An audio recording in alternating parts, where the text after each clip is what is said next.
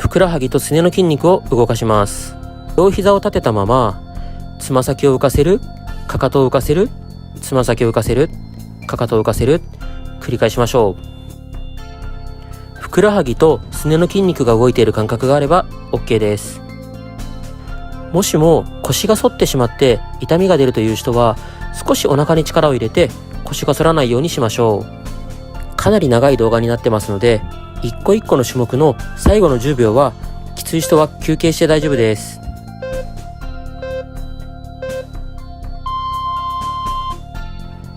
次は片足ずつ膝を伸ばします。しっかり膝を伸ばしきりましょう。膝を伸ばしきることで膝上の肉を撃退します。膝を伸ばしきった時につま先を手前に引いておくと、ふくらはぎの筋肉を伸ばすことができるので、余裕がある人は意識してみましょう。後半になっていくと膝を伸ばしきることがきつくなってきます。ゆっくりでいいので膝を最後まで伸ばしきるように意識しましょう。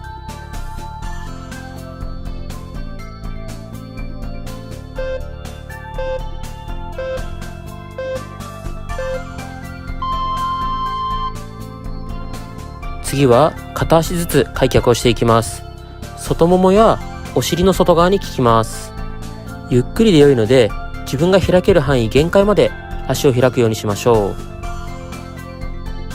足を開く方向は真横を意識しましょう。もし腰が反ってしまって痛みが出る人は、少し高めの枕にすると良いかもしれません。まだ先は長いので、余裕がない人は10秒間休憩をしておきましょう。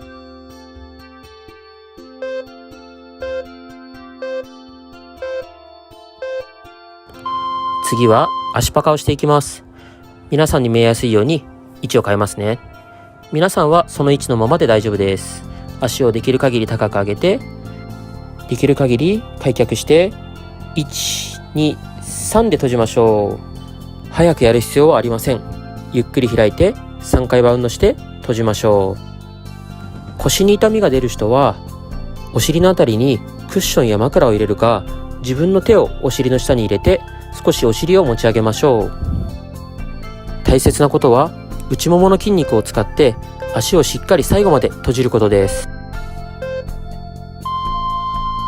次は膝を曲げた状態で両足をしっかり閉じたまま左右に倒していきます。骨盤が多少浮いても大丈夫です。倒れるところまでしっかり倒しましょう。外ももの付け根あたりにある大天使という出っ張った骨を引っ込めるために必要な運動です。足が左右に倒れなくてもいいので、膝と膝はしっかりつけたまま行ってみましょう。内ももの脂肪を撃退する運動にもなってます。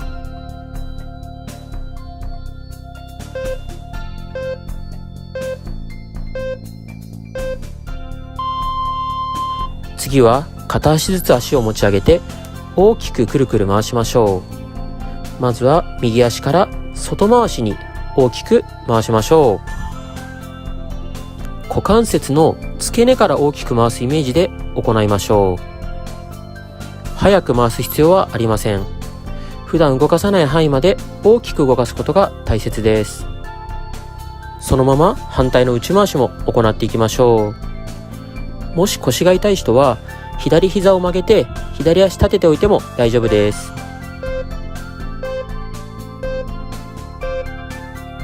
次は左足も行っていきます。大きく外回しから行いましょう。余裕がある人はしっかり膝を伸ばしたまま行いましょう。慣れてくるとどんどんスピードが速くなって周りがちっちゃくなったりします。ゆっくりでいいので、大きく普段動かさない範囲まで動かすように意識して行いましょう。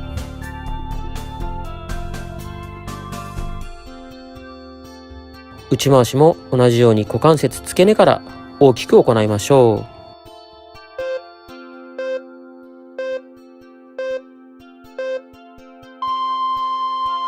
次はお尻のストレッチを行っていきます。右足を左足に乗せましょう。右の股関節をしっかり外に開きましょう。お尻が伸びていれば OK です。もしもこれで余裕がある人はそのまま左に倒しましょう。右のお尻がより伸びてくると思います。それでもまだ余裕があるという人は、左手を使って右足を手前に引きましょう。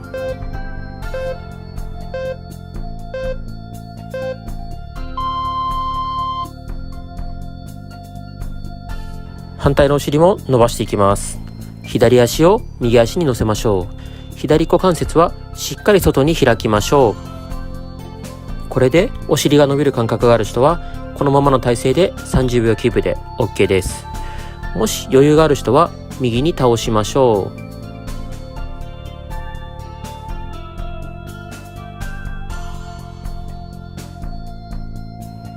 まだ余裕がある人は右手で左足を手前に引きましょう。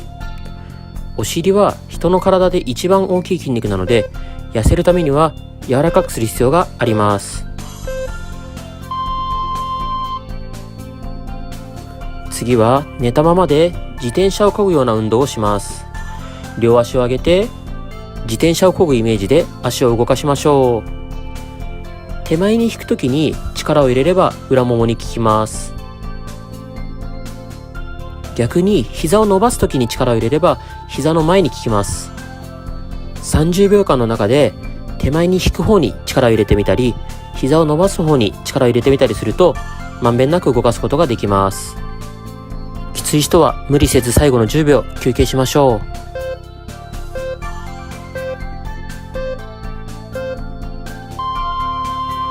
次は内もも付け根の脂肪を撃退していきます。股関節をしっかり外に開いた状態で足を真上に持ち上げましょう。内ももの付け根の筋肉を使ってしっかり真上に上げましょう。内ももの付け根の筋肉を使えてるかどうか確認するために、空いてる手で内ももの付け根を触ってみると分かりやすいと思います。動いていれば内ももの付け根が使えている証拠です。腰が反ってしまう人は左膝を曲げて左足を立てておいて大丈夫です。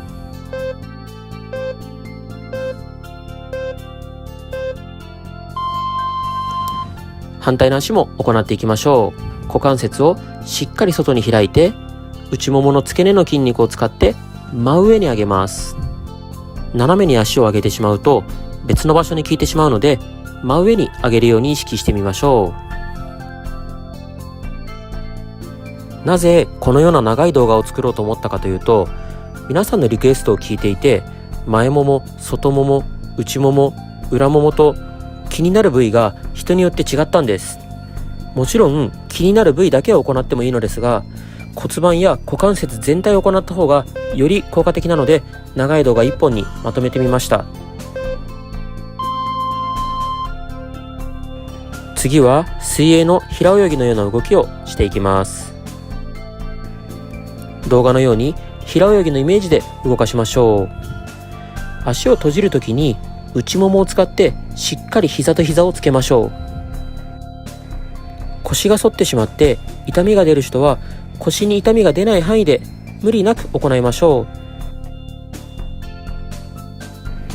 最後は平泳ぎを逆回しで行ってみましょう。普段しない動きなので結構難しいと思います。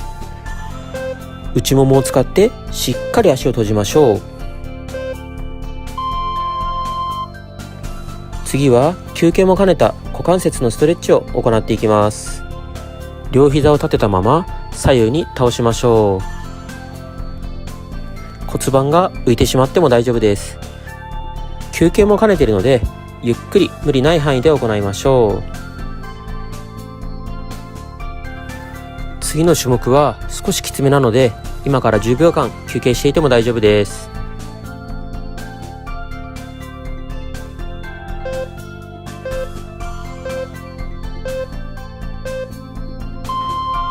次はお尻を浮かせたままで片足ずつ上げていきます。できる限りお尻が床につかないように意識しましょう。もしもまだ余裕があるという人は、お尻をなるべく高い状態を保って行うとかなりきつくなります。裏ももやお尻を使っている感覚があれば OK です。もうかなりきついと思うので、最後の10秒間遠慮なく休憩してください。ゆっくり休みましょう。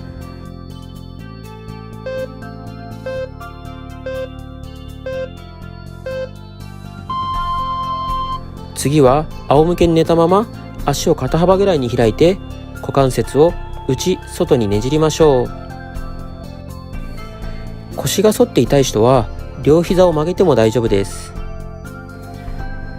つま先だけを内外に動かすのではなくて、股関節付け根からしっかりと内側外側にねじりましょう。かなりきついと思いますが、毎日続けると太ももが本当に細くなります。僕はお風呂に入った時に自分の太ももを見てかなり細くなったのを実感しました。諦めずに一緒に頑張りましょう。次はうつ伏せになります。スマホは手に持たずに見やすい位置に置いておいても問題ありません。片足ずつパタパタ動かしましょう。裏ももの筋肉を使うイメージです。裏ももの筋肉を使っている感覚がわからない人は、僕のように裏ももを触ってみると動いている感覚がわかると思います。かかとが裏ももに当たるぐらいまで上げると効果的です。これは休憩も兼ねたストレッチなのでかなり楽だと思います。無理せずゆっくり自分のペースで行いましょう。